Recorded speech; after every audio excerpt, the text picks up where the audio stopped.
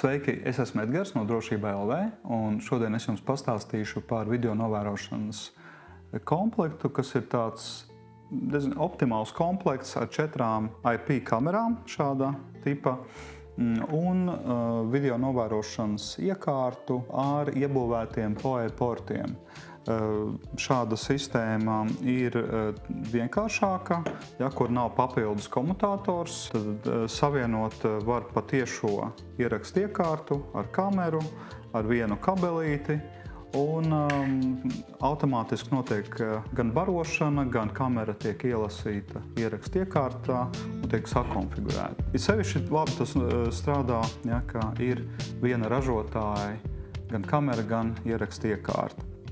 Un parasti mēs iesakām tomēr, ka video novērošanu uzstāda speciālisti, mēs to varam nodrošināt, bet ja mūsu klienti vēlas uzstādīt paši, tad šāda komplektācija ir izdevīgāka, ērtāka, vienkāršāka uzstādīšanā. Kaut gan te pašā laikā arī šo ierakstu iekārtu tomēr tur tā konfigurēšana ir vajadzīga, vienkārši kameras piesaistās automātiski, un tāpēc mēs saviem klientiem piedāvājam piekļuvi pie tāda video, kur ir pastāstīts un parādīts, kas ir tās galvenās lietas, kā sistēma tiek savienota, pieslēgta un kāda ir tā pamata konfigurēšana un kādas ir dažādas metodas, kā to dara. Un vēl par šo komplektu, tātad te ir viss, kas ir nepieciešams, lai sistēma strādātu. Tad ir arī atmiņas disks ar attiecīgi vadiem un konektoriem, kā to pieslēgt pie ierakstu iekārtas, skrūvītes, visas ir barošanas bloks priekš ierakstu iekārtas, attiecīgi kameras tiks barots no ierakstu iekārtas, un pele, attiecīgi, ja pieslēdz šo NVR pie monitora, faktiski tas ir tā kā datoru pieslēdz pie monitora, tas faktiski arī ir dators, un izmantojot peli var veikt šo te konfigurēšanu. Arī vēl ir komplektā tīkla kabelis, lai pieslēgtu pie rūtera, lai būtu sakari ar lokālo tīklu un ar internetu. Un arī kabelis, parasti kabeļa garums uz komplektu ir 60 metri, bet tas ir tā, visbiežāk ar to pietiek 4 kamerām. Šeit uz galda ir 35 metru kabelīts, un biežāk dara tā, ka kabelis ir vienā gabalā un pie uzstādīšanas līdz katrai kamerai aizvelk tādu garumu, cik vajadzīgs, nogriež, un tad uzmontē šos te konektorus. Komplektācijā ir arī šie RJ45 spraudņi, kas nepieciešami, lai ierīces savienotu. Un vēl komplektā, kas nav, bet var noderēt, ir šādas te montāžas kārbas kamerām. Tas ir nepieciešams, lai šajā kārbā šeit pienākošo kabelīti ievadītu un savienotu ar kameras spraudni. Kāpēc komplektā šīs kārbas nav? Jo ir gadījumi, kad iztiek bez šīm montāžas kārbām, piemēram, tā saucamajā vēja kastē, kabeļus var ievadīt un šī kārba nav nepieciešama. Un tad nav nepieciešams komplektā piemaksāt, ja šīs kārbas nav vajadzīgas. Un arī šī kārba dod tādu nopietnāku pamatu. Var izmantot arī citas montāžas kārbas, tā ka tas kabelis kaut kur sānos aiziet un tiek samontēts, bet tas nav tik estētiski pievilcīgi. Šī kārba ir speciāli šim kameras modelim domāta un arī tā stabilāk to kameru var uzmontēt.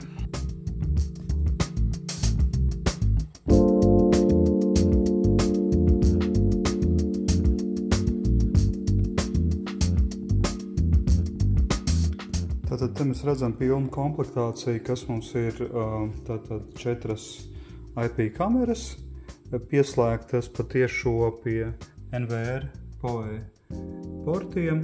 Tad viņas tiek nobarotas un savienotas ar ierakstu iekārtu. Tālāk šeit ir kabelis, kas aiziet uz rūteri, tad tas būs savienojams ar internetu vai datortīklu vienkārši. Te mums ir HDMI kabelis, kas aiziet uz monitoru. Un attiecīgi tā ar PLMS varam vadīt video novērošanas programmu konfigurēšanu. Un mums ir barošanas bloks, ja, kas nāk komplektācijā tātad. Un ierīces tiek pieslēgts pie elektrības. Tā.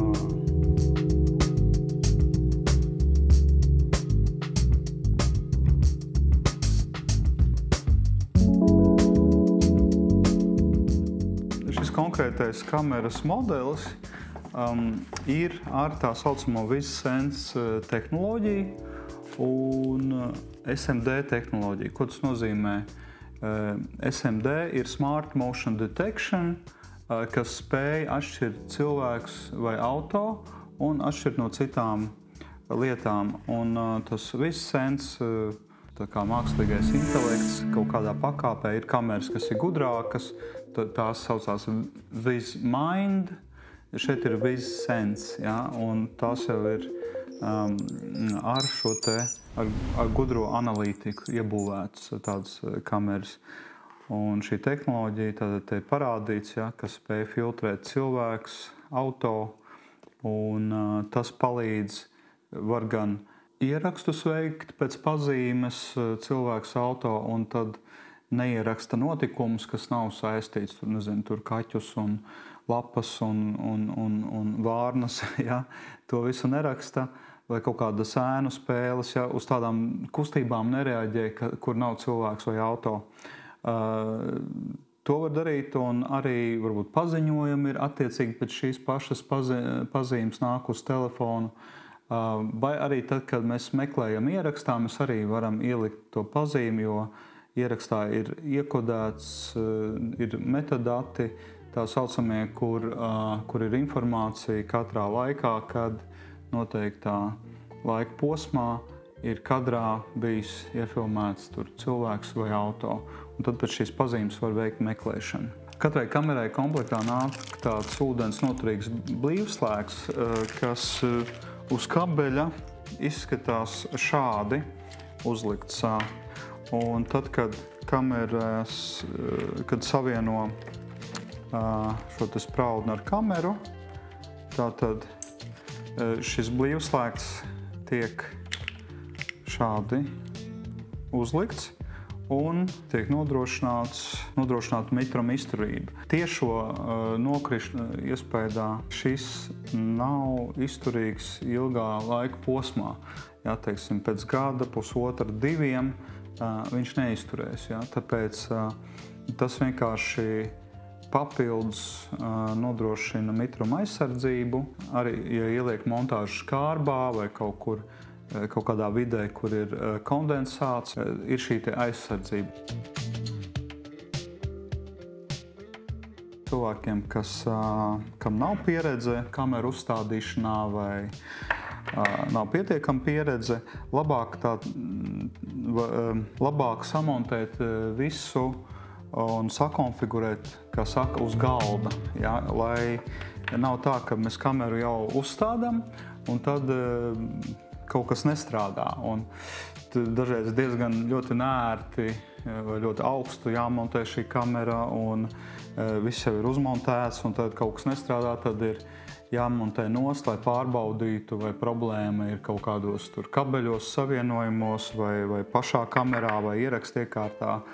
Un mums diezgan regulāri ir šādas situācijas, kad cilvēkiem kaut kas nedarbojas, viņi saka, jā, laikam ir brāķis, bet īstenībā vienkārši ir kaut kas nekorekti samontēts, un labāk to konstatēt ir tepat uz galda, un pie tam ir, ja ir tāda iespēja, varbūt arī iegādāties tieši jau rūpnieciski izgatavotus tā saucamos patch kabelīšus, ja, jo tad mēs zinām, ka arī tā varbūt nebūs mūsu kļūda, jo arī, ja paši montē, tad, un arī, ja nav iemaņas pietiekams, var viegli kļūdīties tieši spraudņus uzmontējot, un tā ir papildus iespēja, ka kaut kas var nestrādāt, un mēs šo iespēju izslēdzam. Šeit nav tas skaistākais vadu sakārtojums, bet šī gadījumā Sistēma ir vienkārša, un man galvenais ir parādīt principu.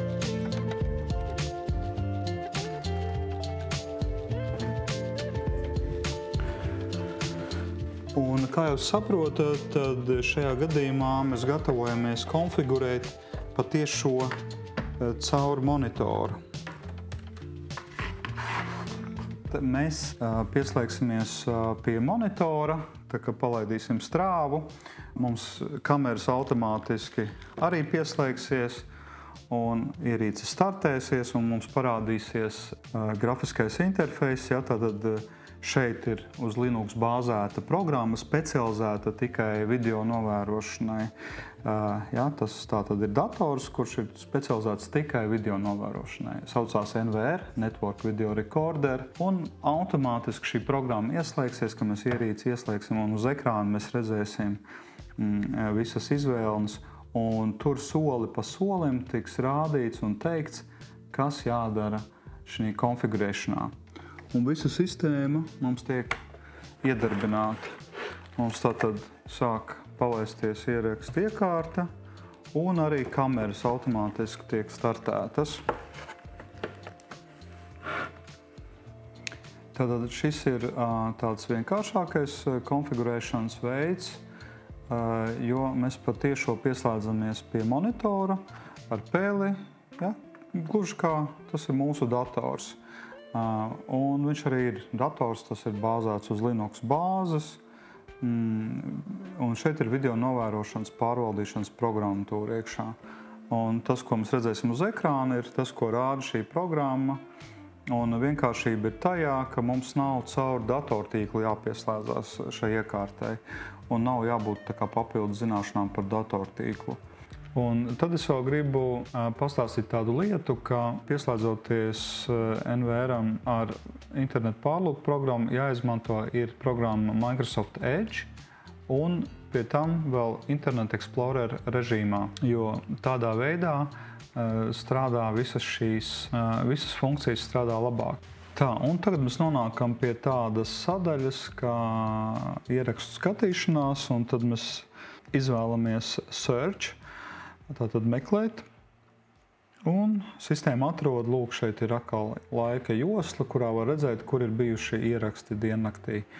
Un dzeltenā krāsā tas ir tur, kur ir kustības, zaļā krāsā, kur ir pastāvīgs ieraksts, un tātad mēs varam to atskaņot.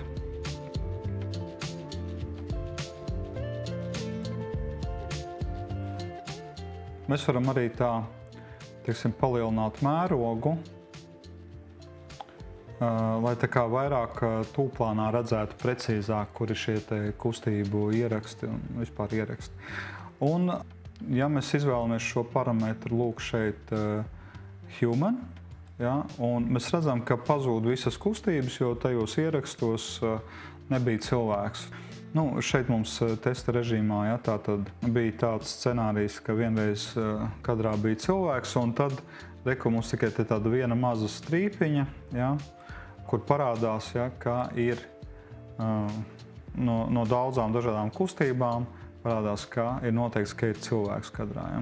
Tātad ļoti ērta tā meklēšana, un mēs varam arī skatīties šeit tādā saraksta veidā, kad ir kustība ar cilvēku noteikti. Un varam arī, izņemot šo parametru, redzēt, ka vispār ir garš tāds saraksts, ka mēs varam šeit uzklikšķināt un pēc konkrēta laika apstīties, kādi bijuši ieraksti. Citreiz tādā veidā ir ērtāk meklēt.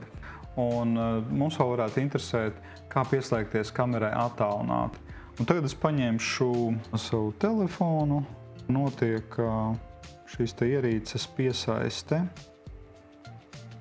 šajā aplikācijā. Tātad, lūk, šī aplikācija DMSS var vaļā. Un mēs redzam, ka mums jau parādās dzīvajā šīs te kameras. Ja? Tātad. Un tāpat arī varam skatīties playback. Ja? Varam skatīties vienkārši ierakstu uz kustību un varam filtrēt. Uzliekam, teiksim, filtru Motion Human, un viņš atlasīs tikai tos notikumus, kad cilvēks ir bijis kadrā. Tā. Mēs piesaistām šo ierīci pie viedtālruņa. Novēlu sekmīgu video novērošanas ieviešanu, un ja ar kaut ko netiekat galā, tad mēs varam to izdarīt priekš jums kā atsevišķu pakalpojumu, un ceru uz sadarbību. Visu labu!